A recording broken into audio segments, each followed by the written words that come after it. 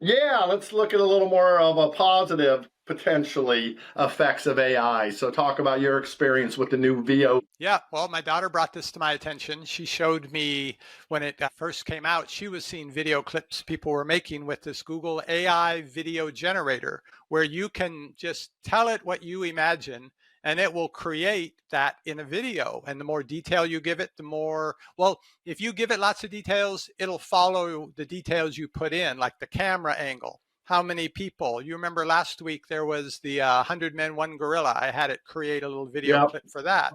And it decided it didn't want to bother to create 100 men. It just wanted to create 10 about. So, that could get right up with the gorilla.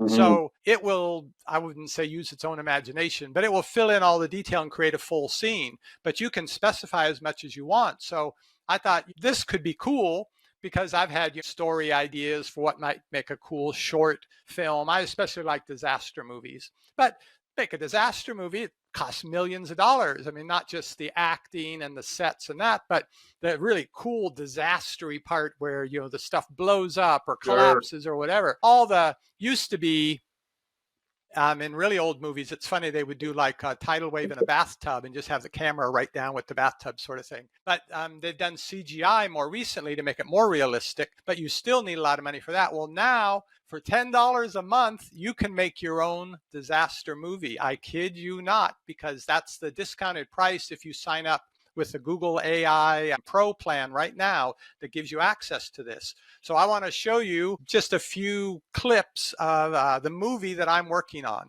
And You just to ready for this? clarify, Yeah. we are not sponsored by Google VO3, Yeah. but we wouldn't necessarily mind being. So if you're watching this, Google, let us know. The AI is watching, guaranteed.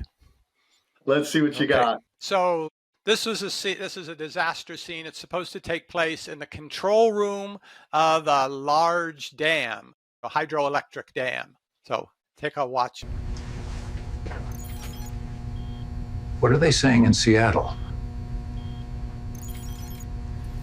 I described the scene that I wanted. I wanted an older man wearing a kind of engineer uniform and a younger civilian woman, and they're having a discussion about something that could happen to cause a disaster with the dam. So I gave it that much information, and it came up with everything else you saw. It created that man, Oh, whatever his hair was like, the face, the expressions, the uniform, the woman. That picked the age. It designed her. It put the whole background with all the controls, and there's sounds like you would hear in a dam. There's kind of a rumbly roar with the occasional beep, beep, beep of electronics. So it thought of everything and created that video clip. So it only will create 8 seconds of video at a time.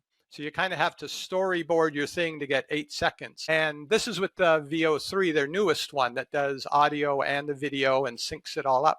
The VO2 that did the 100 Men, One Gorilla clip from last week doesn't do the audio. But in any case, they're still working stuff out. This stuff is all changing week by week, but there's some issues with continuity, because here's the second scene of the movie. all right. The Juan de Fuca plate is shifting. We've got maybe an hour. That's the next scene in the movie. Did you notice it's not quite the same guy and definitely not the same woman? Not Really? quite the same. I Not know quite the the same background clothes. was different, but I did think it was the same people. Similar, right? But that's what they haven't put together quite yet, is continuity. So it goes from one to the other and keeps all the details the same. So that's they're still working on that. So I'll need them to fix that to really make my movie good. But we got to have the disaster scene. So watch this. All right.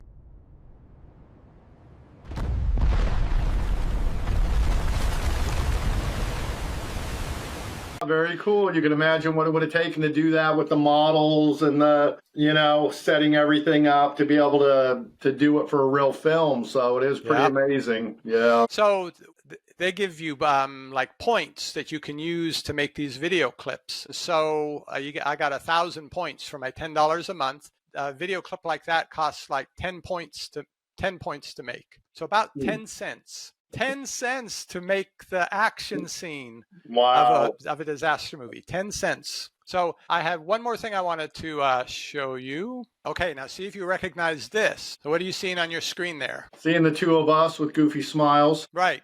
So I took a screenshot from our podcast last week and I uploaded it and said, start with this podcast scene of these two people and show them begin laughing hysterically. Oh man. Now it can't do this with VO3 yet, so it went to VO2, so there's no sound. You don't hear the sound of laughter, but watch this.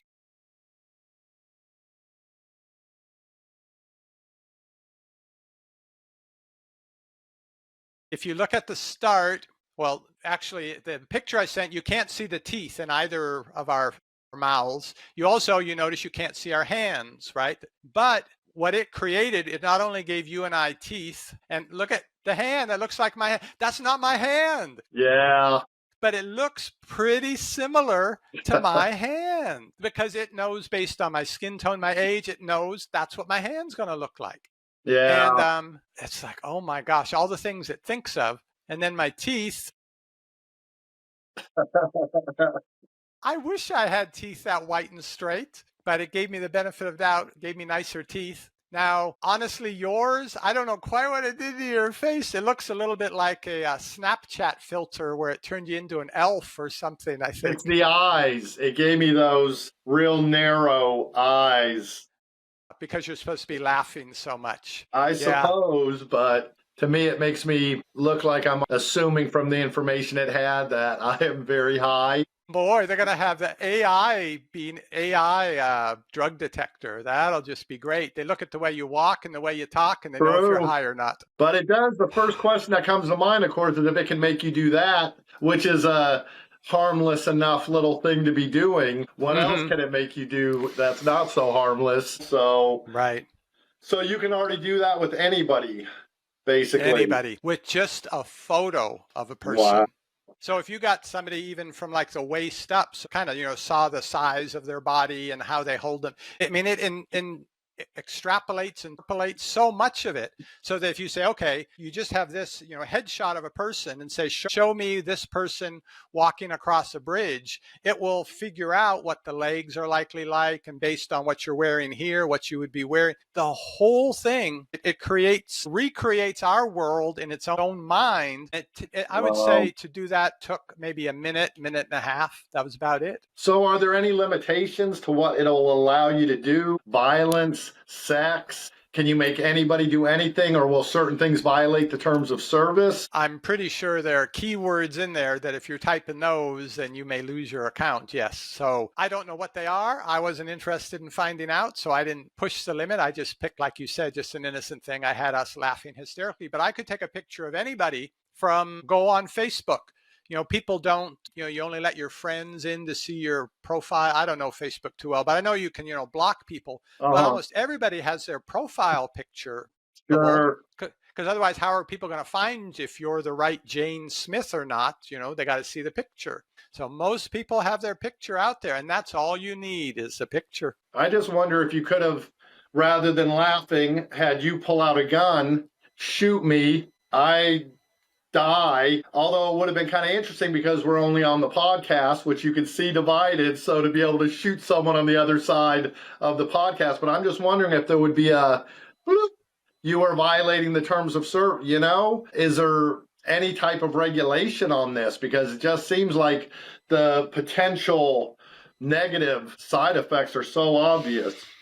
Anybody could see what potentially you could do. The thing that scares me probably the most right now, besides, personally getting in trouble or being, put into a situation you were never in and then have that spreading, but it's going to be for like the next election season. You can make any candidate do anything, and how will people be able to discern? So you'll say, that's not real, that was AI, never did that. Then another political candidate really does something, that goes viral, and then he says, no, I didn't do that, that was just AI generated. So you've got both sides now. You can no longer distinguish reality. So reality's gone.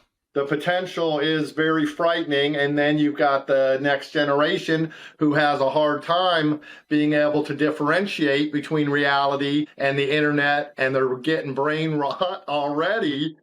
So then AI fills that in, and they're going to be lost in a world, of half reality, half, virtual, I guess. The virtual is creeping in to the reality, you know what I mean? Where the two are beginning to cross paths or beginning to blur the lines between what's real and what's virtual. The really bad thing is when the virtual one's more interesting and more Well, fun. it will be, of course. And more exciting. Yes. Yeah. Well, and that's just why we remember even in the old days, it was the prank videos. And then it kind of came out about how many of them were fake. Oh, so you're yeah, going, going down the street and pranking somebody, they react, you run, they're chasing you. And then it turns out they're just hiring these guys to go out, or it's a friend or something. Mm-hmm. And then sometimes you'll see the same person from one video and another one, the same Karen doing a Karen-y kind of thing. But this is like taking that to the next level. And then the question is also, will anybody care? It seemed like there was backlash against those fake prank videos. People didn't really like it, that it was fake. But it seems like over time there's become more of an acceptance. And are people going to say, hey, it's entertaining, I laughed, I don't care if it's fake or real, or even distinguish between those two? Will those words even mean as much, in the future? Pretty frightening, I'd have to say. I mean, there's positive things like your movie you're working on. I think that's incredible. The fact that you can just have a creative idea and then AI turns that into reality. But then how far are we from the AI coming up with its own ideas and writing its own movies? Then are you competing with the AI to come up with the best idea? So that, I think, is yet to be flushed out entirely. All right. But that's where things are going. So, yeah, are we really doing this podcast right now? Is this really you and me? Or how do people know? Put in our pictures again and tell AI, make a podcast about these 4 topics and have these 2 people talk about it.